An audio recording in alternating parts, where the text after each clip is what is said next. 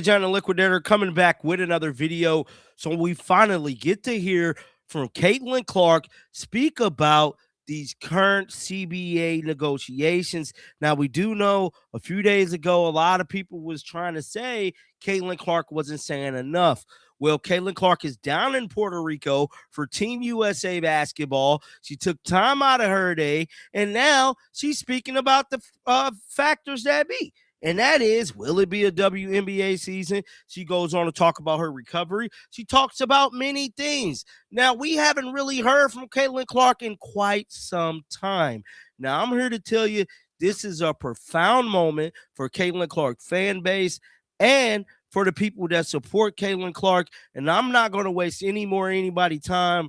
Let's play this. Let's listen. I'm not a team rep either. I have two team members that kind of, if I have questions, that's who I turn to. And that's Aaliyah and Lexi for our team. Obviously, that'll probably change with, you vote on it every year and you decide who's going to represent your team. And then obviously the executive committee, those are the people that, we kind of put our trust in and turn to represent us as the players. And, I have open dialect with them. I can't say I've been on every single CBA call that's been open to the players. It just conflicts with everybody's schedule. That's impossible when there's 144 players. You can't line up a call that is going to work for every single person. So you have to be very intentional. And if you have questions, you can reach out to those people. And there's certainly been people that I've reached out to and had communication with. So I think you just rely on that and rely on the people that are in those positions that you trust them and they're going to do the best representing the entire group. Thank you. Yep. All right, we'll go to Maddie Kenny in New York. Hi, Caitlin. I just have a quick question regarding you're about to make your U.S. national team senior debut alongside Paige and Angel, and all of you guys are kind of part of this young future of this team, right? And so I guess I'm just curious, how much pride do you take in having that opportunity of being kind of this torchbearer in the holding cell, so to speak?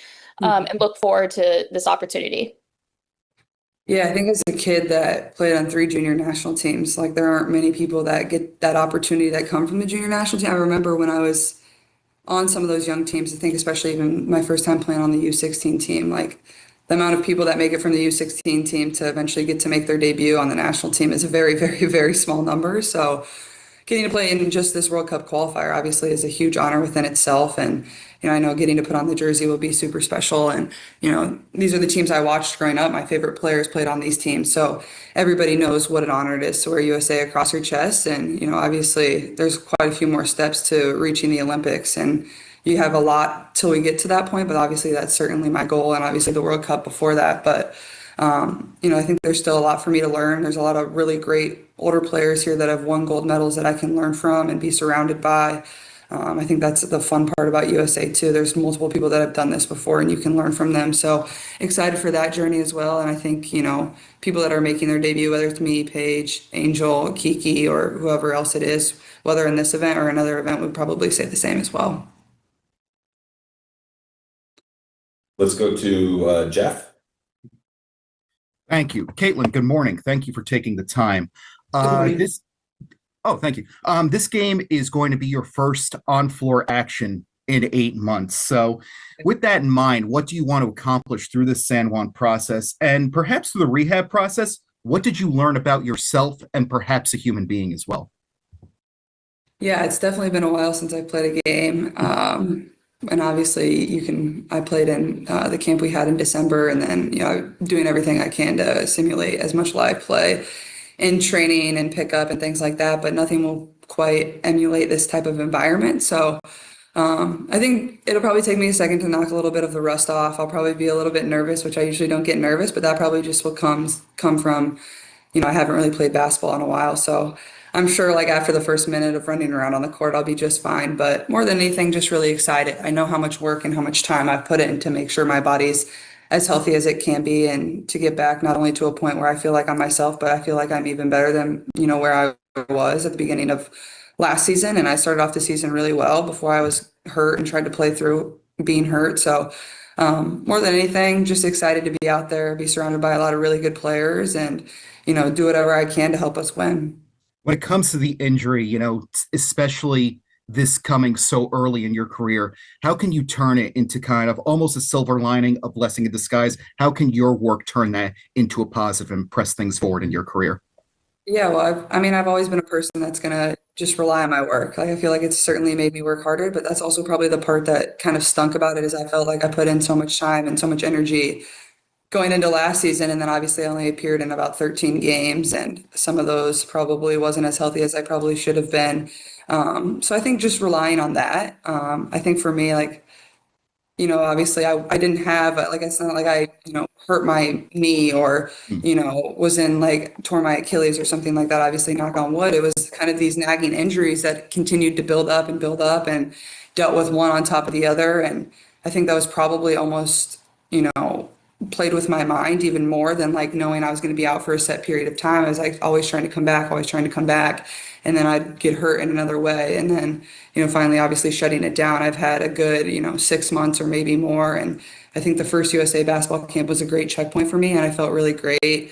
Honestly, I was impressed with like how with it I felt. Like sometimes I felt like it maybe would take me a day or two to really get my first step back. But I felt like myself out there. So just relying like on that and just remind myself who I am and what I've been, and I didn't lose that. So just continue to do that. Appreciate your time and insight. My best to Carson Hocevar. Hope to see you guys in the links again soon. All right, let's go to Alyssa Hirsch. Hey, Caitlin. Um, How has your training been the last couple of months, and have you been focused on anything in particular?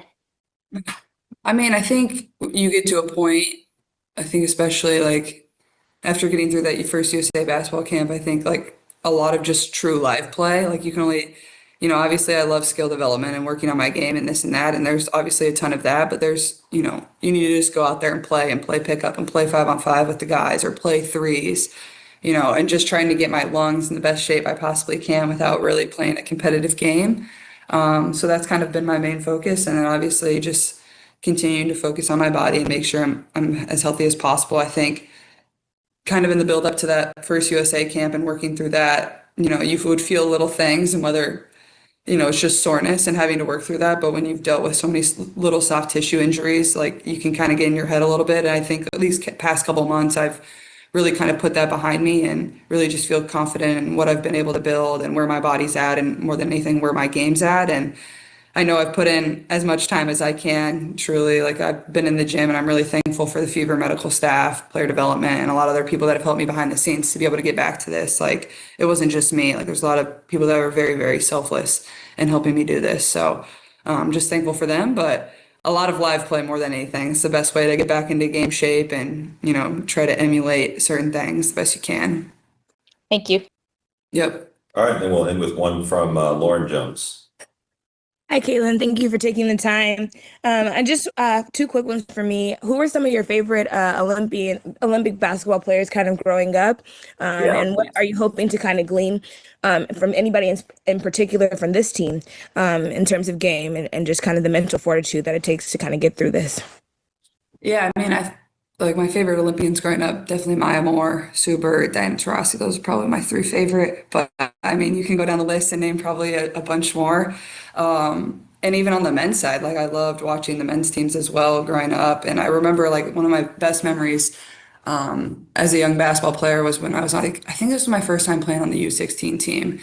And we were in Colorado Springs and we got to see this room. I don't know if I should be saying this. I feel like it's fine, but we got to see this room where they kept like jerseys of all their like best players or a jersey from each player. Maybe I can't remember the exact specifics, but they had jerseys dating back years and years and years. And I remember as a kid, like I was like, my eyes were just so wide. Like I thought this was like the coolest thing in the world. Like all these senior national team jerseys of all these really great men's players and all these really great women's players. And we're 15 and 16 years old and obviously having dreams of being able to do that one day. So cool to be making my debut. And I think turning to your other question, like obviously, everybody here is really good. So you can learn from everybody. And I think for myself, obviously, just trying to learn from the people that have done this before. There's a reason they're here. There's a reason they've won gold medals. So just try to soak in their knowledge and follow their lead the best I can. More pizzazz. So that was Caitlin Clark speaking about the current state of the negotiations. I want to know you guys' thoughts down in the comment section. Keep them bills on. We'll be back with more content, man. Until next time, shake the haters off. I'm out of here.